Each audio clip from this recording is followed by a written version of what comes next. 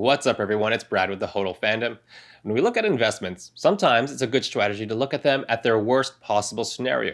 Are they still worthwhile investments if things don't turn out as good as we initially think? Now most people, they only do the opposite. They dream of the best possible scenario and then get scared if there's even the slightest deviation from that. In today's video, I will take a realistic look if things don't turn out as good for Ecomi and determine if it's still worth something to invest in.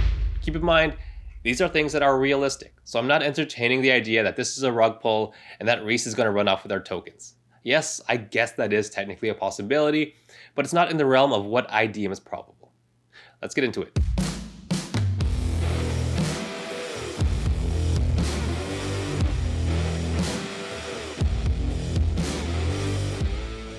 Many of the aspects I analyze here are from my SWOT analysis many months ago. Now, I will scale these to my opinion of the worst case scenario and interpret what this truly means in the big picture, and then look at real life examples that show us similar situations to give us an idea of what a bad future for Ecomi might look like. Let's first look at the positives that I do not believe will change in any scenario. Number one is the leadership team. Having a strong leadership team is bigger than many people realize. This is an app created by collectors for collectors, with the biggest name in licensing rounding out the trio. There is this saying, I don't know who said it and I'm paraphrasing here, it's about the life cycles of businesses. And a business succeeds by doing something really well. And profit is the byproduct of that. Businesses start to fail when they just focus on the byproduct. Now, I use this to analyze businesses, investments, and even people when you isolate their motivation for doing things. Now, you'll notice that most NFT releases out there are just after the byproduct without a true understanding of collecting. One last note about the leadership team. There were rumors a while back that Alcon left the team because we haven't heard from him in a while. Just because they don't call us every 10 minutes to tell us that they love us doesn't mean they've left. Now, I'm not going to mince my words here, but that kind of thinking, that kind of mentality is very insecure. They're invested heavily in Ecomi, and by leaving will only hurt their investment. It will only hurt themselves. It makes absolutely no sense at this point for that to happen at this point in the development and the business cycle.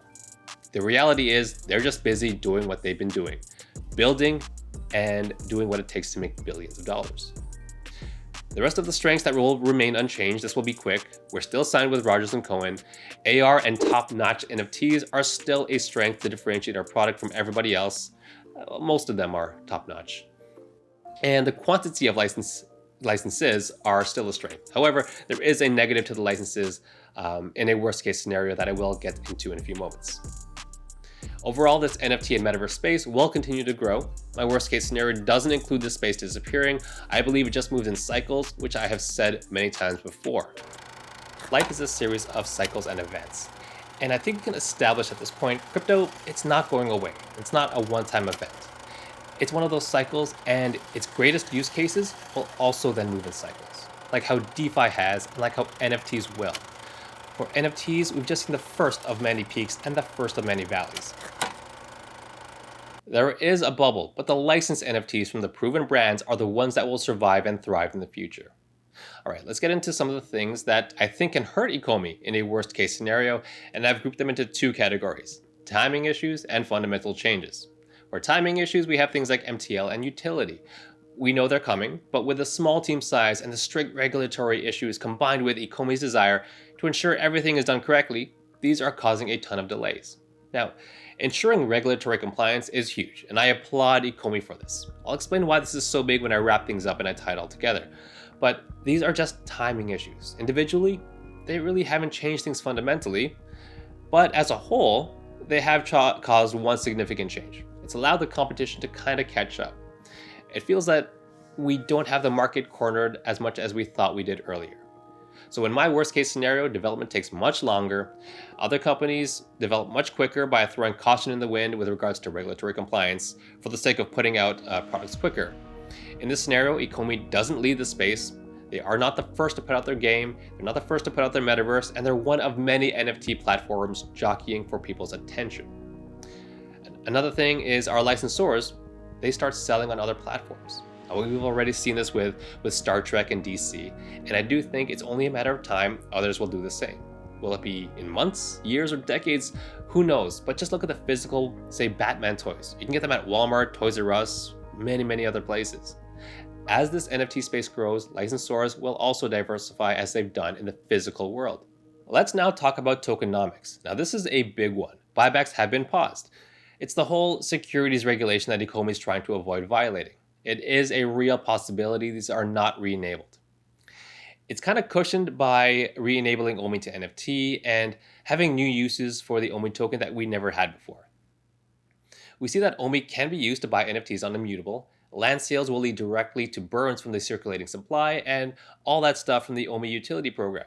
Overall, in a worst case scenario, while I do think the utility are really good wildcards, I do think there is a chance that we're changing the tokenomics from being something really good to being nothing special, because we're replacing a huge positive with a burn and buyback system, which is easier to project, with a handful of tokenomics that are impossible to project at this point.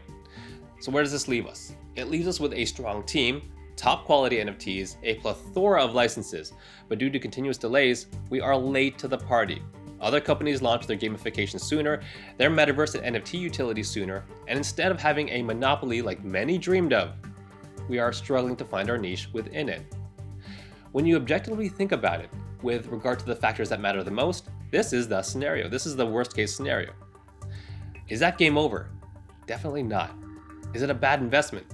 Not financial advice, but let me show you some real life examples why even in this worst case scenario, businesses find a ton of success. I have two examples here. There was no one perfect example, but let's first look at Disney+. I think this is a good example because it shows what a company can do even if it's late to the party. Now Disney+, they were late to the direct-to-consumer space. They launched only 3 years ago.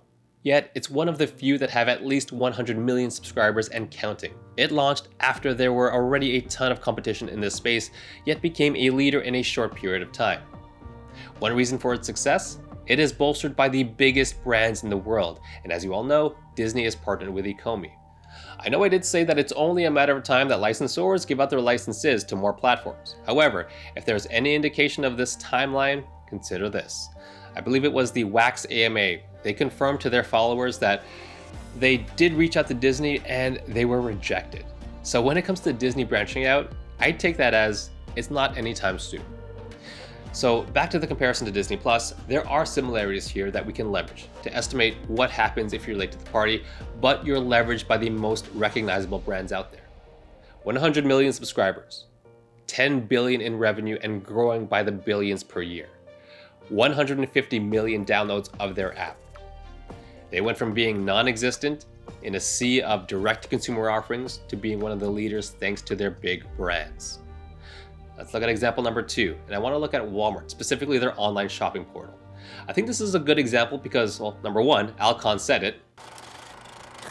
We're the Walmart of digital collectibles. Have more things and more stuff, and and more ability to present things to you than you have in a big store. Plus, this is another space that they entered late with a mammoth in Amazon already dominating. I also think this is a good example when you consider that many of Walmart's big licenses are not exclusive. You can get Pixar toys from there and many of their other products from many other stores. So it can give an indication of what the future could look like when the franchisors branch out. Walmart, it's also known as a company for their diverse offerings. In the NFT world, most just offer one thing, a 2D image minted on the blockchain and a whole lot of promises. That's easy and that's cheap to do. Ecomi has something similar in the posters, but they have lenticular lenses, they have statues, they have comics, and all of which can be seen in 3D augmented reality. That's premium, that's hard to do, and that's expensive to do. And that's the most diverse offerings in the NFT space. So the Walmart comparison does make sense as well, but for different reasons. When we look at the numbers, Walmart still lags behind Amazon quite a bit since they were very late to the party. But they are showing strong growth rates year over year. Their online business is a success for them and it'll look like it'll continue to grow. So as you can see, when we relate this to real data in the direct-to-consumer and online retailer markets, this proves success can be had in a scenario, factoring in the full negative side of the facts that truly matter, the facts that have real impact to the fundamentals. To some, yes, it is disappointing that they're slow with MTL. But to me, I love it. I love that they're taking a measured approach to the regulatory compliance requirements. Let me tell you why. Let me tell you why this is really good. For any accountant out there watching, any CPA, any CA, any auditor out there watching this, when we did our accounting business case courses, what was the number one issue that was ingrained in our heads that needs to be highlighted? It's when you have a going concern issue, that needs to be highlighted and addressed. That's the number one priority because businesses, they will not fulfill any of the promises they make if they don't exist. So while others are throwing caution in the wind, risking non-compliance for the sake of not falling behind, we need to understand that some of these delays are to ensure that the business survives and thrives in the long term. So sometimes we need to adjust our investment horizon to that same long-term mentality. Thanks so much for watching. Please consider liking, subscribing, and following, and I'll see you in the next video.